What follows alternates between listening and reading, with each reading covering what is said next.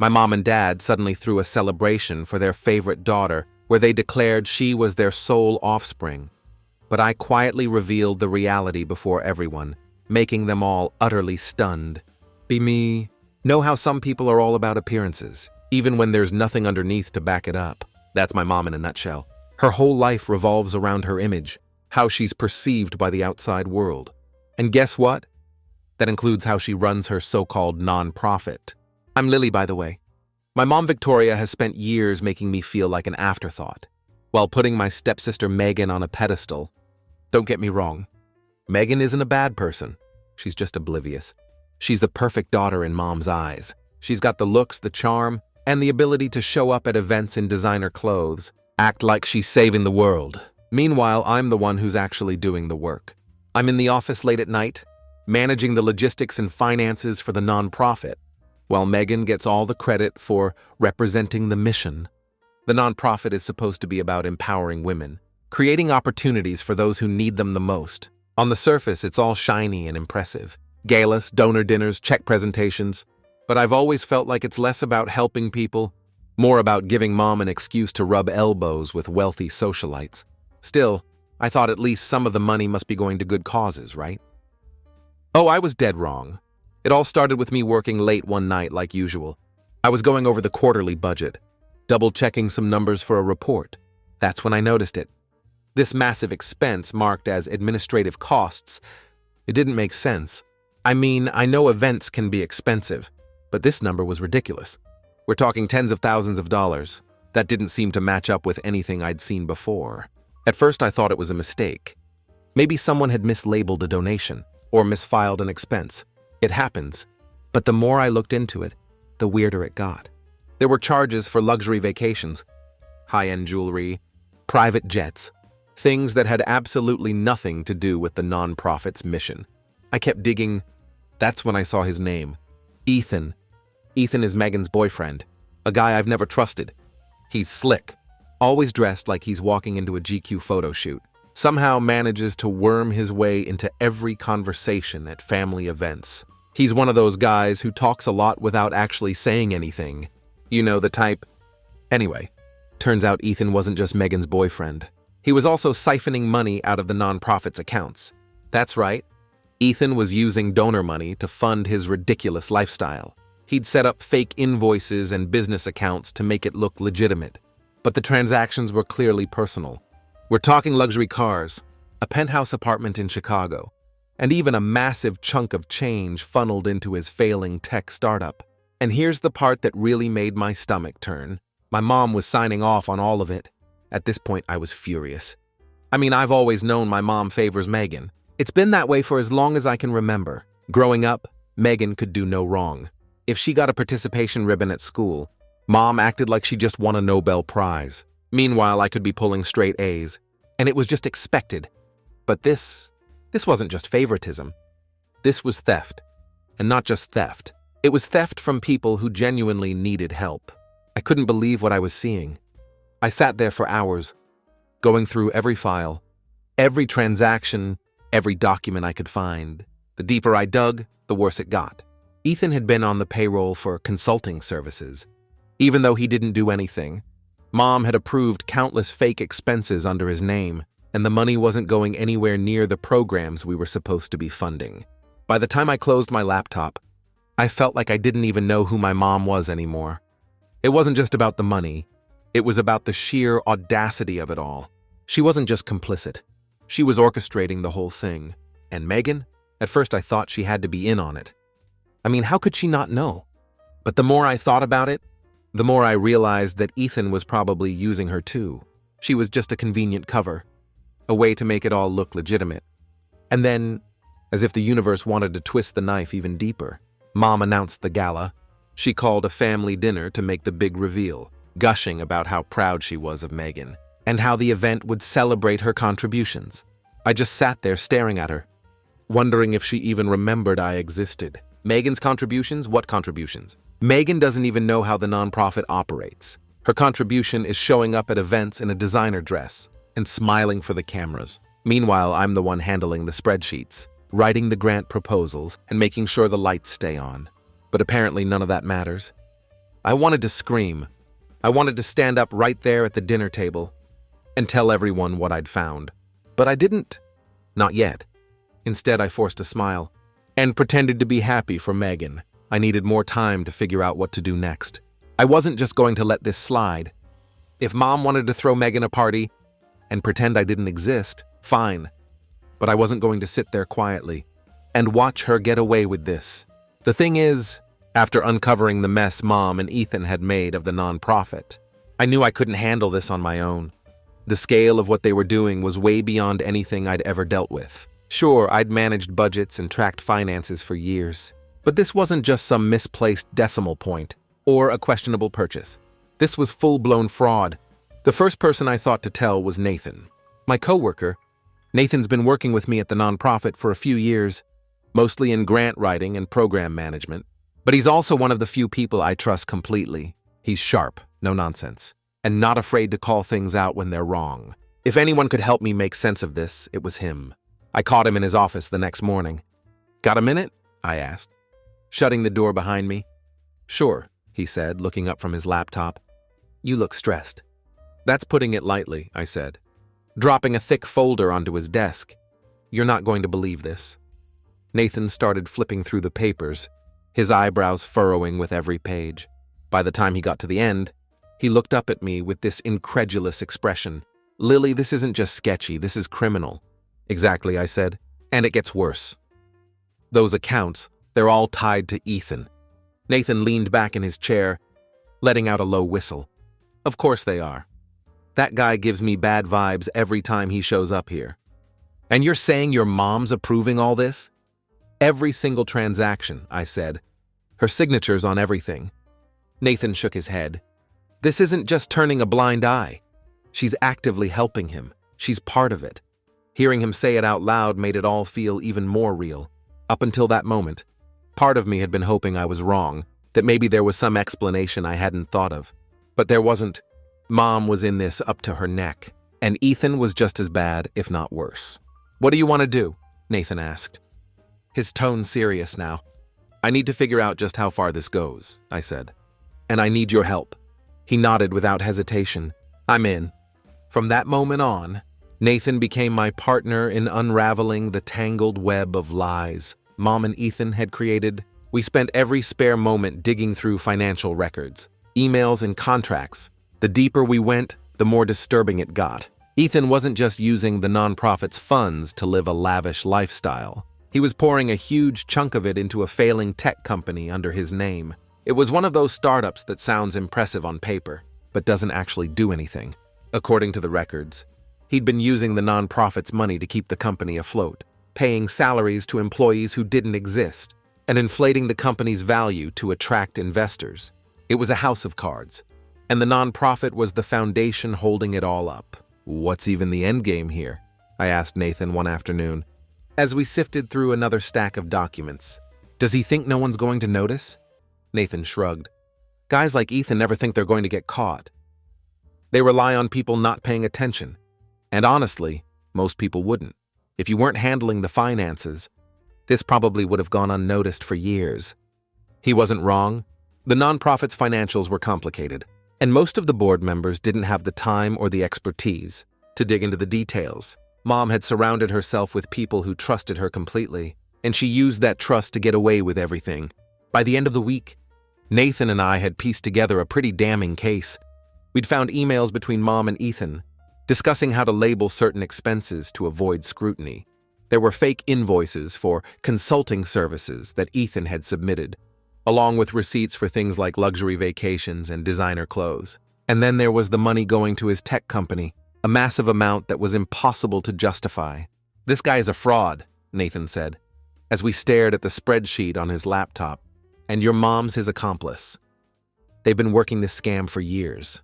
Hearing it laid out so plainly made my stomach turn. I'd always known my mom was ambitious, but this wasn't ambition. This was greed. And the worst part was that she was using Megan as a pawn to keep the charade going. The more I thought about it, the angrier I got. Megan was being used as the face of the nonprofit, the golden child who gave everything credibility. Ethan was dating her for the same reason. She was a shield. someone they could point to whenever anyone asked questions. "Megan has no idea, does she?" Nathan asked. "None," I said. "She probably thinks Ethan's a great guy, and that Mom's just trying to help him get his company off the ground." Nathan shook his head. "That poor girl. She's going to be devastated when she finds out." I didn't have the heart to tell him that Megan and I weren't exactly close. We'd grown up in the same house, but we might as well have been strangers. Mom had always pitted us against each other, and Megan had bought into it completely. She didn't see me as a sister. She saw me as competition, but even so, she didn't deserve this. Nobody did. As Nathan and I worked late into the night, I couldn't help but wonder how far Mom and Ethan were willing to go. Were they planning to expand their scheme?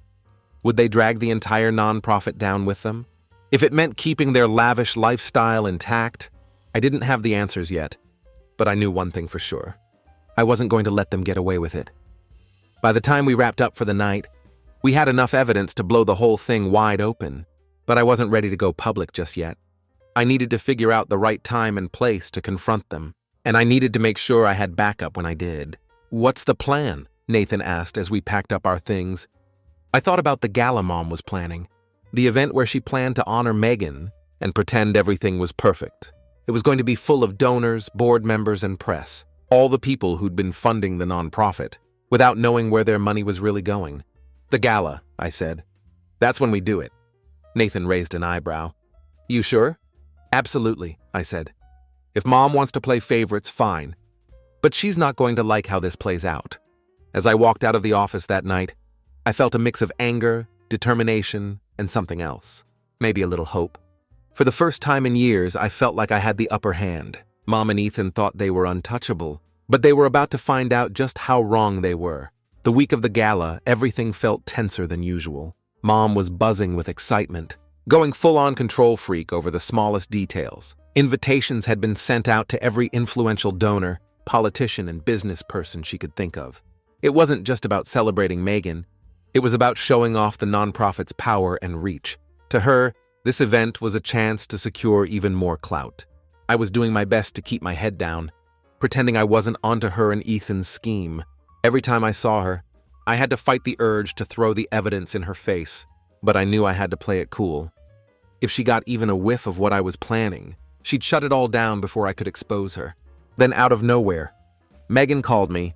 That alone was weird. We're not exactly close, and she's not the kind of person to just check in. "Hey, Lily," she said, her voice quieter than usual. "Do you have a second?" "Sure," I said, trying to keep my tone neutral. "What's up?" There was a pause, and for a moment I thought she might back out of whatever she wanted to say. Then she sighed. "I don't know, something feels off." This caught me off guard. Megan's never been one to question anything, especially when it comes to Mom or Ethan. She's always played the role of the golden child perfectly, smiling through every event, parroting whatever Mom wanted her to say. "What do you mean?" I asked, genuinely curious. "Ethan's been acting weird," she said. "Distant, distracted. And Mom's been all over him about some big announcement. They're planning for the gala. Every time I ask about it, they brush me off. I feel like I'm missing something." I had to physically stop myself from blurting out the truth right then and there. Instead, I took a deep breath and said, "Trust your gut. If something feels wrong, it probably is." She let out another sigh. "Yeah, I guess. I don't know. Do you think Ethan might be hiding something?" "Oh, Megan, if only you knew." "I think it's worth paying attention to," I said carefully. "You know, asking questions, seeing how they react. If Ethan's acting different, there's probably a reason." She was quiet for a moment. "You're right. Thanks, Lily." When she hung up, I just sat there staring at my phone. For the first time, I felt like Megan might not be as complicit as I'd thought. Maybe she really was just a pawn in their game, but that didn't make her any less of a problem. Whether she knew it or not, she was the face of their entire operation, the shiny distraction they used to keep everyone from looking too closely. The next few days were a whirlwind of activity. As everyone prepared for the gala, Mom was in full event planner mode, barking orders at the staff and obsessing over every tiny detail. Megan, on the other hand, seemed different. She wasn't her usual confident, carefree self. She looked distracted, like she had something on her mind. At one point, I caught her staring at Ethan. During a planning meeting, he was busy schmoozing with a donor, his charm dialed up to 11, as always. But Megan wasn't smiling. She looked almost suspicious. Later that afternoon, she cornered me in the break room. "Have you noticed anything weird about Ethan lately?" she asked. I played dumb? Like what? "I don't know," she said, frowning. "He's been spending a lot of time on his phone, taking calls in private, and every time I ask what he's up to, he gets defensive." I shrugged. "Maybe he's just stressed. The gala is a big deal." She didn't look convinced. "Maybe, but it's not just him. Mom's been acting weird too. She's been pushing me to rehearse this speech for the gala, but she won't tell me what it's about.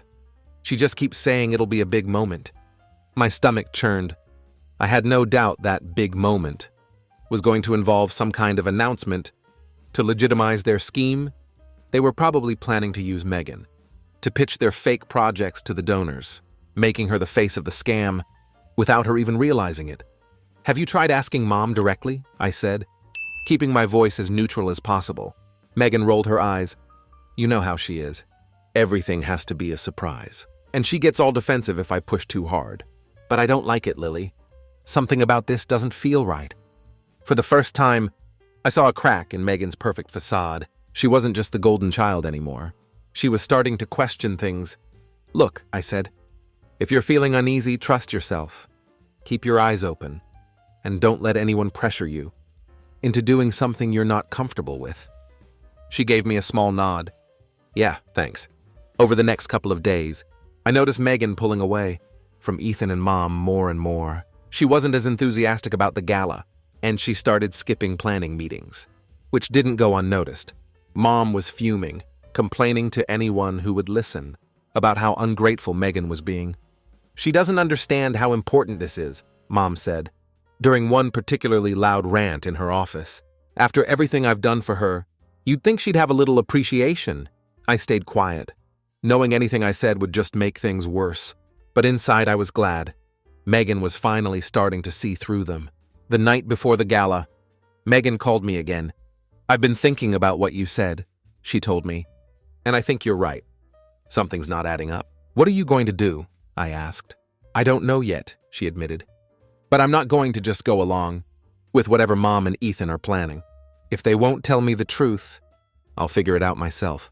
For the first time, I felt a glimmer of hope. Maybe Megan wasn't as trapped as I'd thought. Maybe she could help me bring the whole thing down. Still, I knew I couldn't count on her completely. She might be questioning things, but that didn't mean she was ready to take a stand. I'd spent years being treated like an outsider in my own family, and I wasn't about to put all my faith in Megan now. The gala was less than 24 hours away, and the stage was set. Mom and Ethan thought they had everything under control, but they didn't realize how close they were to losing it all. The gala was set to be the event of the year, or at least that's how Mom kept hyping it up. In her eyes, this was more than just a party.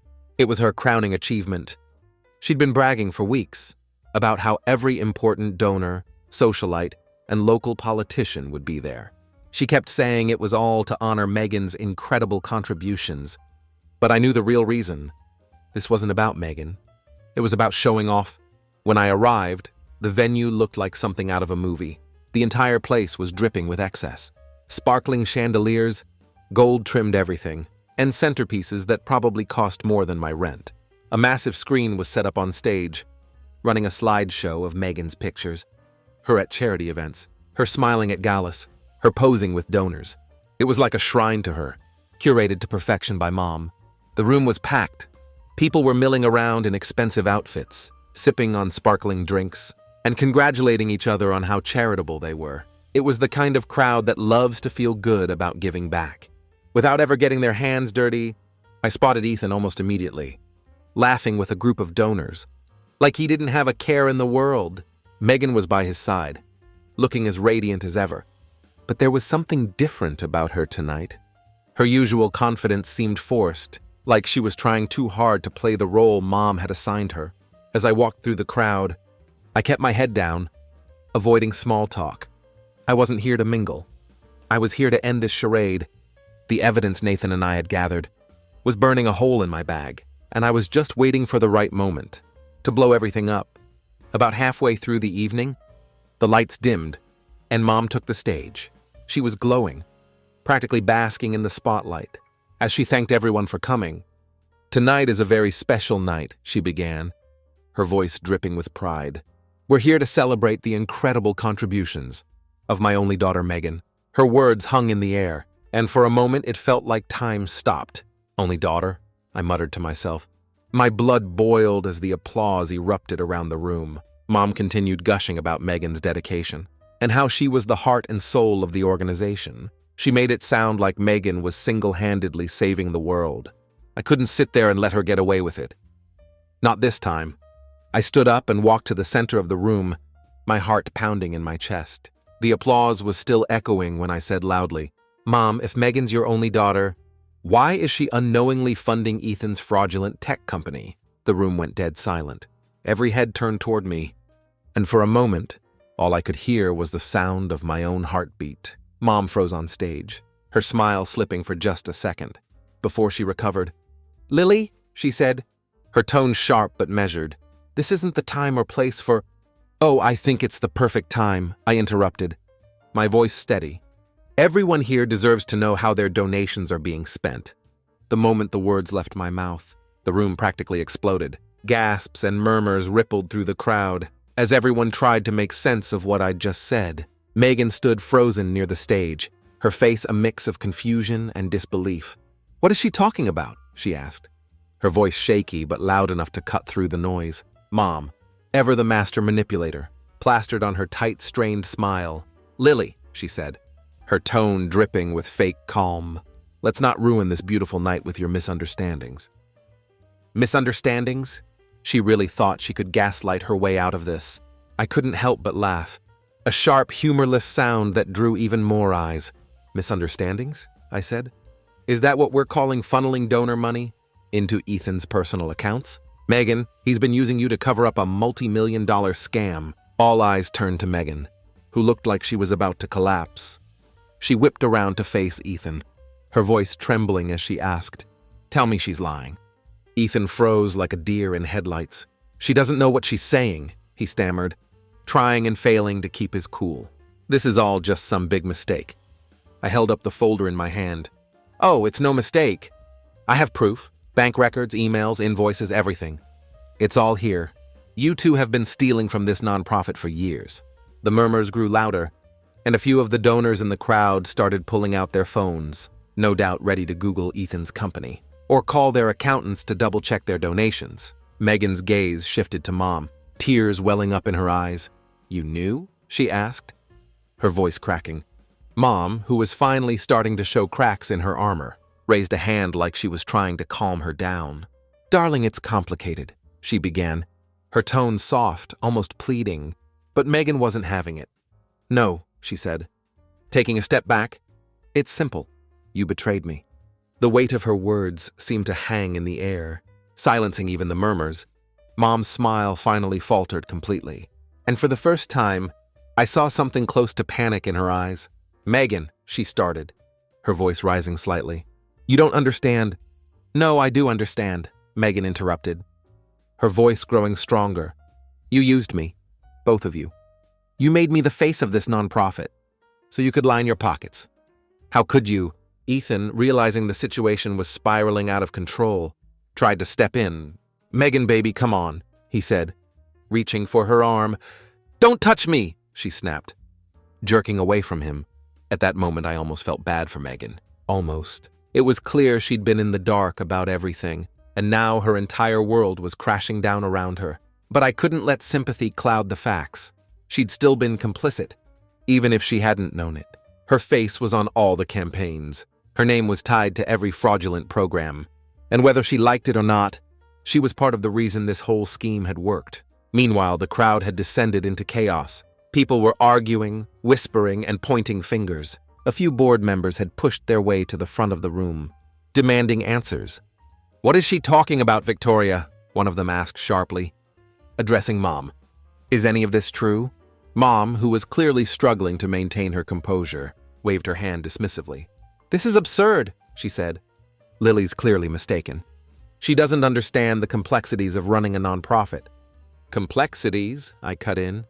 "Is that what you call laundering money through fake programs?" Because I have the documents to prove otherwise. I opened the folder and started passing copies of the evidence to anyone who would take them. Bank statements, fake invoices, wire transfers. It was all there, laid out in black and white. Ethan tried to grab one of the papers from a donor, but the man snatched it back. "Don't even think about it," the donor said, glaring at him. At this point, the facade was completely crumbling. Ethan's confident, smooth-talking persona was gone, replaced by someone who looked like he was ready to bolt for the nearest exit. Mom was still clinging to the remnants of her control, but even she couldn't deny the mountain of evidence in front of her. As I handed out the last of the documents, Megan turned to me, tears streaming down her face. "Why didn't you tell me?" she asked, her voice barely above a whisper. I hesitated, unsure how to answer. "Would you have believed me?" I finally said. She didn't respond, but the look on her face said it all. She wouldn't have. Mom had spent years molding Megan into her perfect little puppet, and it was only now, when the strings were cut, that she realized how trapped she'd been. The chaos hit its peak when one of the donors pulled out their phone and started dialing. "Who are you calling?" Ethan asked, his voice sharp with panic. "The authorities," the donor replied. "This is fraud. You're going to pay for this." Ethan turned to Mom, his voice low but frantic. "We need to get out of here," he hissed. But before they could make a move, 2 board members stepped in front of them. "You're not going anywhere," one of them said. For the first time in my life, I saw Mom speechless. She looked around the room, her face pale, her carefully crafted world crumbling around her. I stepped back, letting the scene unfold. This wasn't my fight anymore. I'd done my part, and now it was up to the people in the room to decide what happened next. As I watched Mom and Ethan squirm under the weight of their own lies, I felt an overwhelming sense of relief. For years I'd been invisible, pushed to the sidelines, while they used Megan and the nonprofit to build their empire, but not anymore.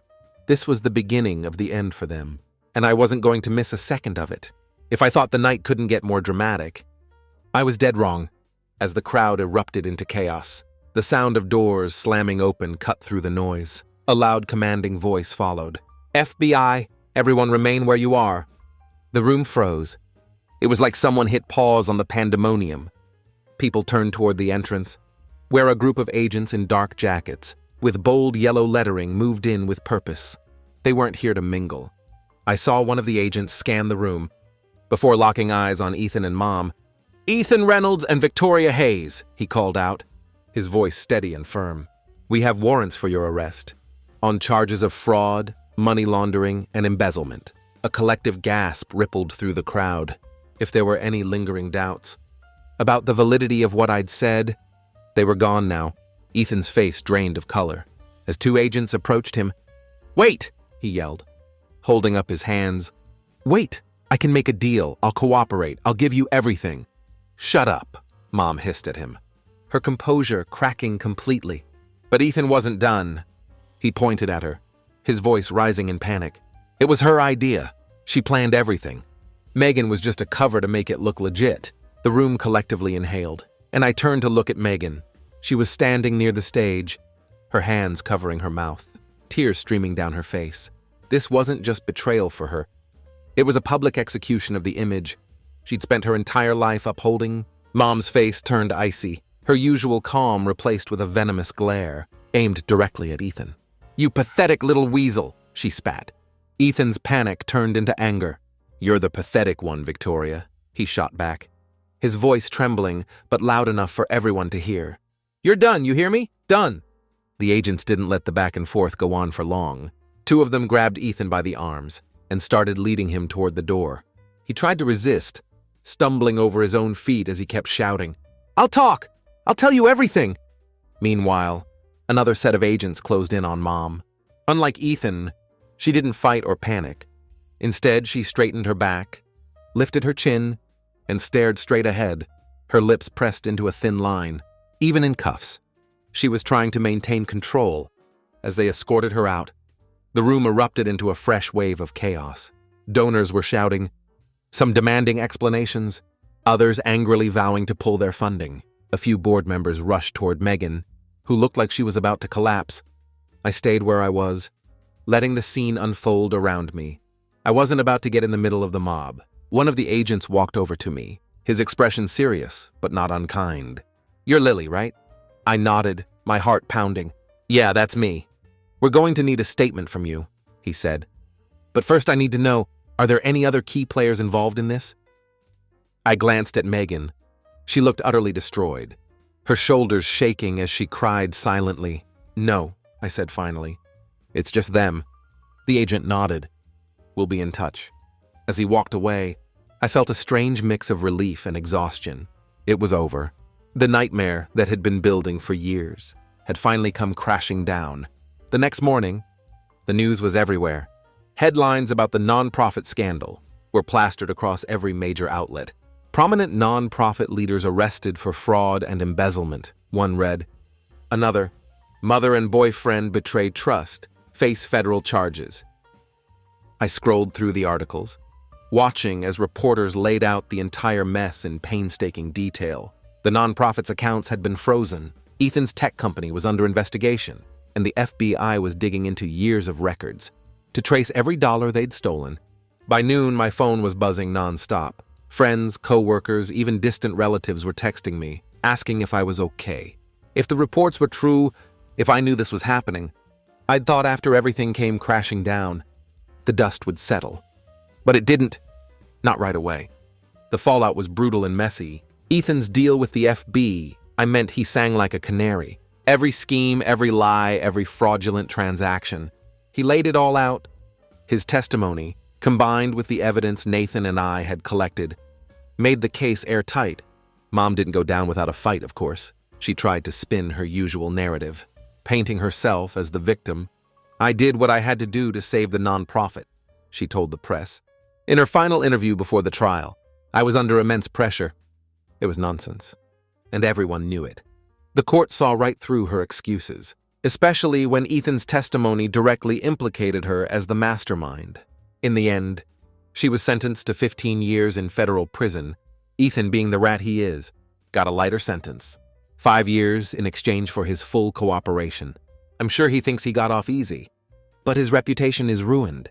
No one in the business world will touch him with a 10-foot pole now. Megan took the betrayal hard.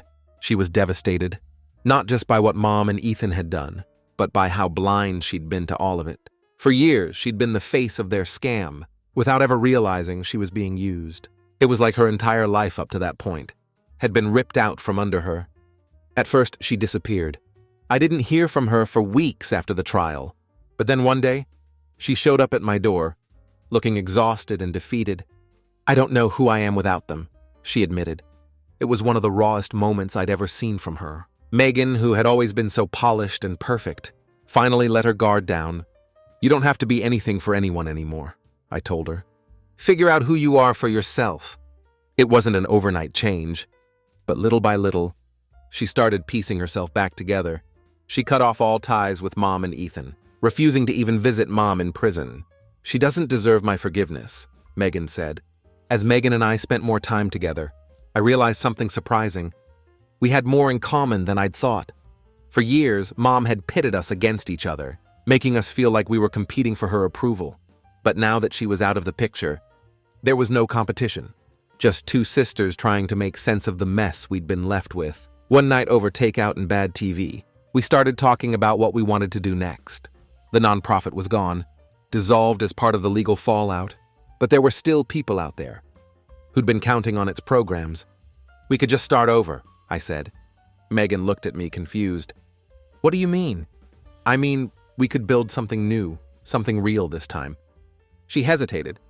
"Do you think anyone would trust us after everything that happened?" "They trusted Mom," I said, "and she used them. If we're honest and transparent from the start, maybe we can rebuild that trust." Nathan was immediately on board when I pitched the idea. "It's about time something good came out of this mess," he said. The three of us spent months planning and brainstorming, trying to figure out how to create an organization that would actually make a difference. Transparency became our guiding principle. Every dollar donated would be accounted for, with detailed breakdowns available to the public. We decided to focus on scholarships and mentorship programs for women in underserved communities, programs that Mom had always claimed to support, but never actually funded. Megan threw herself into the project with a determination I'd never seen before. For once, she reached out to former donors, apologizing for what had happened, and asking for their trust. Some slammed the door in her face, but others were willing to give us a second chance. Meanwhile, Nathan and I worked on building the infrastructure, setting up bank accounts, filing the paperwork to become a registered nonprofit, and creating a website that laid everything bare.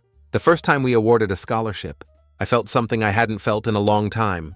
Pride. Not the hollow, performative kind of pride Mom used to push on us, but real, genuine pride in what we were doing.